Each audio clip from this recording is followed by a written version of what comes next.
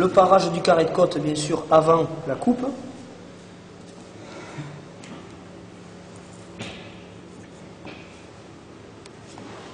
Donc toute la partie du tendon cervical sur sa partie la plus épaisse.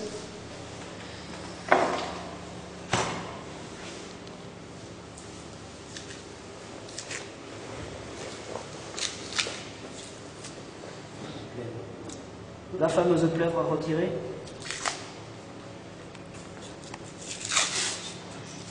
Bon, qu'on fait pour ainsi dire jamais en entreprise, ça. Qui c'est qui le fait comme ça en entreprise? Donc bien retirer toute la plèvre. Et ensuite ici il y a la petite peau à enlever. Donc bien sûr que la petite peau. On va laisser le gras.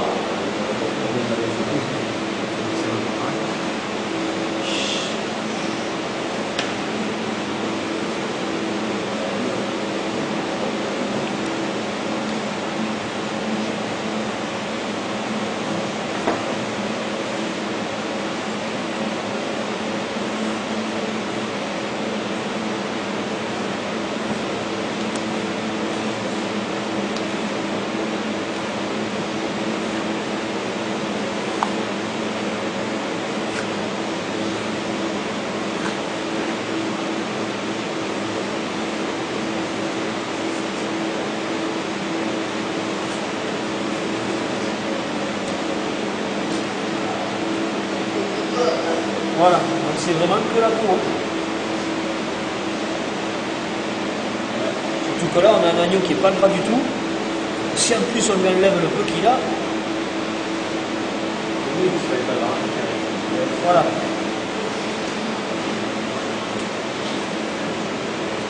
Le périoste est un petit peu épais ici.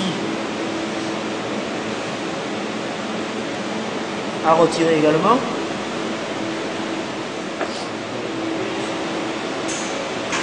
Trois côtes premières, 5 côtes couvertes, et on finira par les 5 côtes découvertes. D'accord? Les côtes premières, rappelez-vous qu'il n'y en a que 3. On demande très souvent à sortir des côtes premières, on l'a vu l'autre jour, de poids identiques. En fonction de la coupe qu'on va réaliser, on peut avoir des côtes premières de poids identiques, du moins le plus identique possible. Donc ici, partir bien en biais.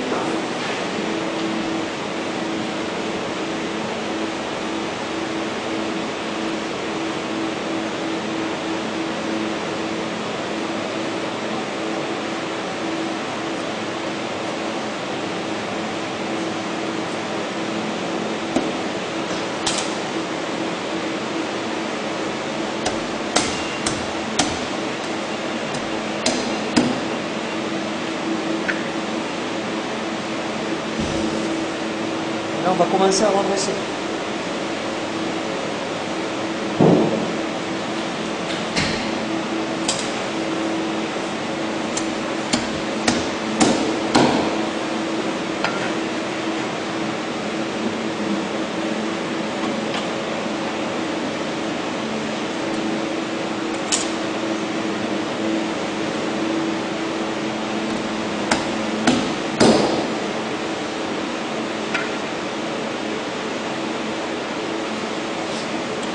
Je continue la coupe, je reprendrai les côtes premières après.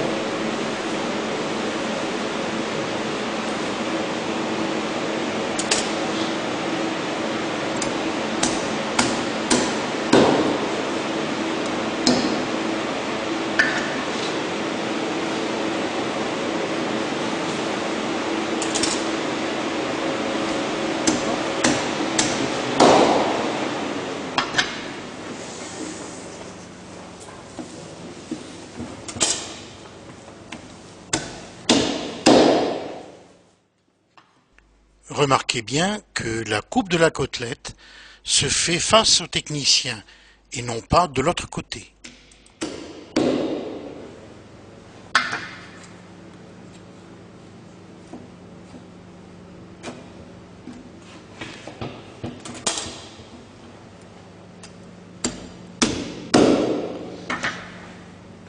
Donc là, je termine bien avec la dernière côte couverte, d'accord? Et je vais attaquer directement avec la première découverte. D'où l'intérêt de bien faire le point de repère au niveau de l'épaule, contre la poitrine à l'intérieur, avant de lever l'épaule. Ça permet de bien tomber pile. La dernière fois, pour certains, ça n'avait pas été le cas. Là. On avait une partie du caprin là, sur les découvertes normalement, et pour d'autres, la dernière qui est censée être couverte, normalement, se retrouvait découverte. Entre la 4 et la 5 au ras de la 5e côte. Mais de quel côté? Le plus vers la 4 ou plus vers la 6? Tu comptes 5, Ouais. tu dépasses la 5e, clac, tu plantes. Au niveau de la poitrine, par contre.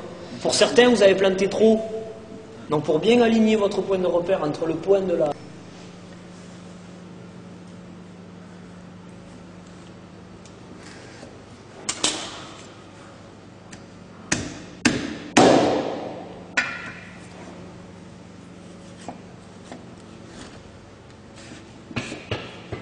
Donc 2 gras, ça ne tient pas.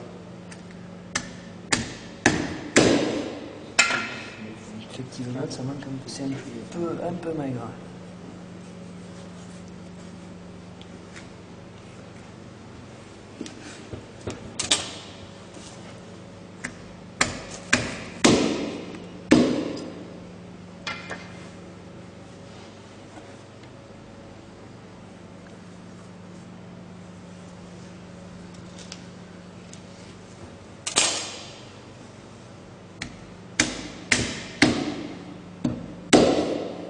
Et on reste toujours la côte qu'on coupe en fait. Comment? On reste toujours la côte qu'on coupe.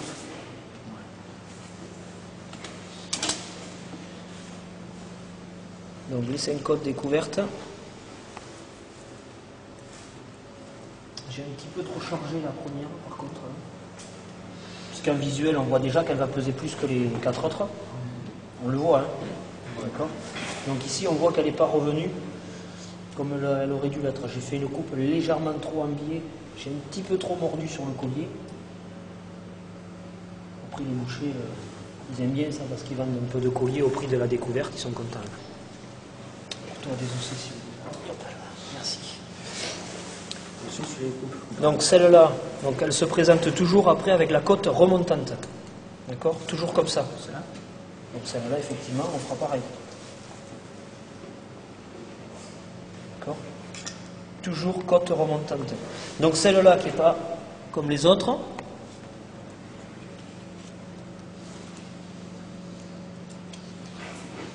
La vertèbre lombaire qu'on a laissée pour la coupe, on va venir la retirer.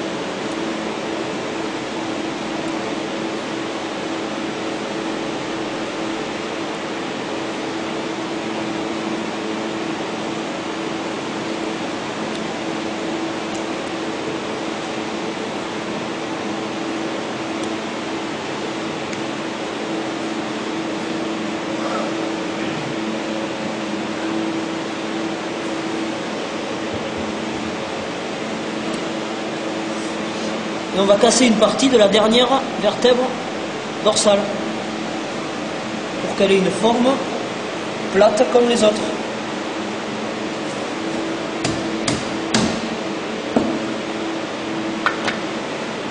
On repositionne le filet.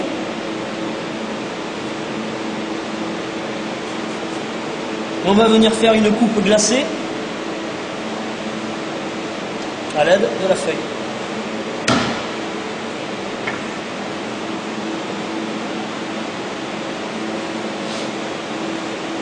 Voilà.